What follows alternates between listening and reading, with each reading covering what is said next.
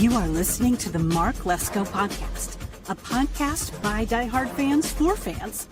Mark covers all things Penn State football and the Pittsburgh Steelers, as well as anything related to the sports and fitness world. Tune in weekly to listen to a couple of dedicated fans talk about these topics without filters. Thank you for listening to the Mark Lesko Podcast.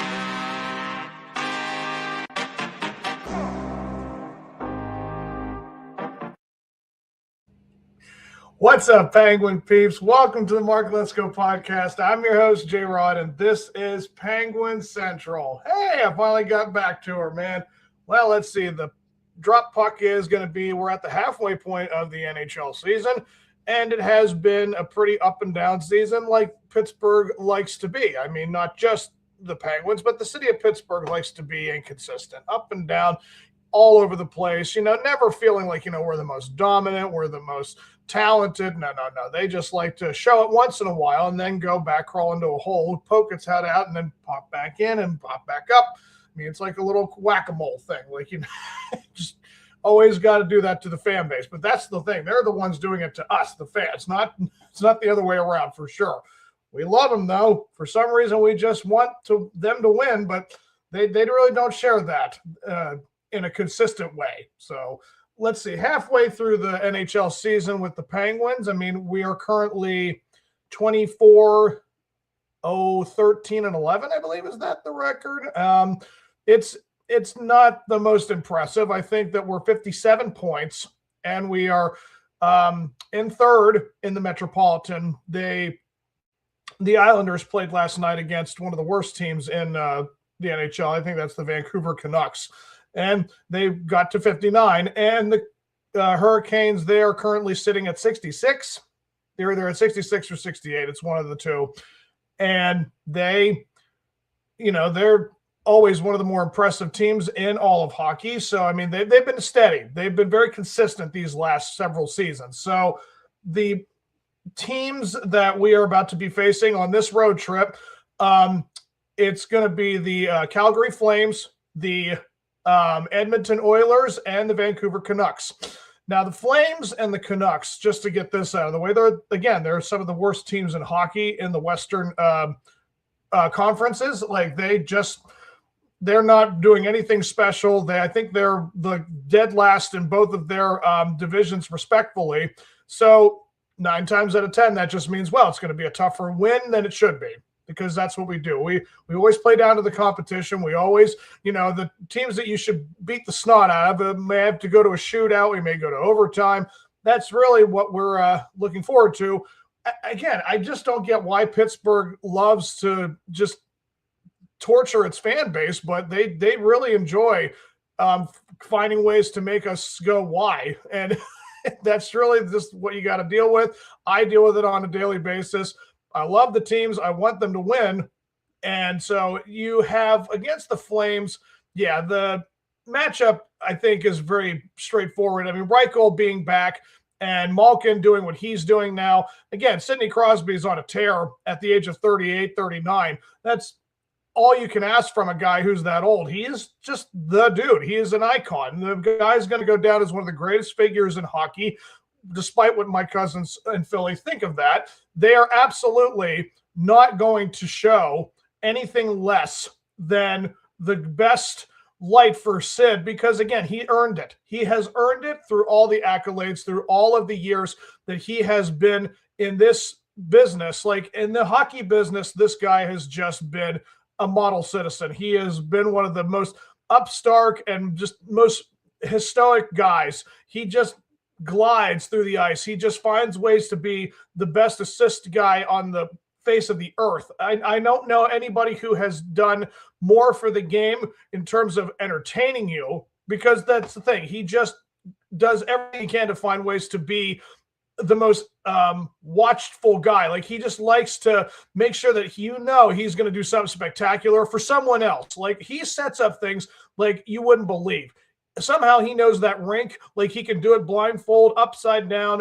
He's just one of the best magicians when it comes to passing the puck and making something happen out of nothing. And it's like, how did you see that? I mean, I could never see that, even if I had, 18 different pairs of eyes on. I could never see what he sees on the rink, and he finds ways to make these games as entertaining as possible. So, yeah, teams like the Flames and the Canucks, we should have no problems against, but the Oilers, that's the game that we're going to be focused on, because not only is that the team that we traded Jari to, but these guys, they're one of the more best. Let's see here. The schedule, let me bring it up here. With the Oilers, I mean, you look at like where they are in their division respectfully, the standings show that this team is second behind the Golden Knights. They're 25-17-8. They basically have the same point spread that we do. They have scored a couple more goals than us. And yeah, their current record in the last 10 games is 5-3-2, but they have won their last 2. Yeah, these guys, let's see, they beat up on the Blues. They took care of the Canucks. I mean, listen, look at that. 6-0, 5-0. They've shut out 3 shutouts in a row. Holy crap. Yeah, this team's on a tear right now. So the Devils show any sign of them, slowing it down, we got to only hope. But hey, this is how hockey is going to go. This is how you want things to be. It's entertaining. It's better that way. So let me see. For the first game with the Flames, let me predict what's going to happen. In the first period, I think that we are going to do nothing. I think it's going to be 0-0 in the first period. Then in the second, it's going to go to us to score a couple goals, 2-0. Maybe they score a goal, make it 2-1 after the second. And then I think we're just going to run away with it. 2 more goals in the third period, and then we're going to win that game 4-1. And then with the Oilers, again, it's a good matchup. They've got a lot of great forwards. They got a lot of great defensive players. That's why they have the record they do. I'm going to say they're going to find a way to tie it 1-1 in the first period. And then the second, I think we're going to do it again. We're going to score a goal. They score a goal, make it 2-2 at the end of the second. And then it's going to be, I think the Oilers are going to find a way to score 2 goals. We may get one back, but I'm going to say, unfortunately, we're going to lose that game 4-3 to the Oilers. It'll be a tough, well-fought game, but it's just we're still not in that area. Again, we still have the rest of the season to really go on a tear. And I think by the time they face the Oilers and lose that game, it's quite possible they find a way to go on a 7, 8, 10 game winning streak. They do have the players to do so. They really do. But yeah, with the Canucks, please, this is going to be, maybe it'll be tied 1-1 after the first period, but they're going to score like 3 goals in the second, and we're going to be up 4-1. And then by the end of it, it's going to be another goal. Maybe they score another one just for good measure. And we're going to end that with a 5-2 smacking by the Canucks. So yeah, we'll go 2-1 on the road trip this week.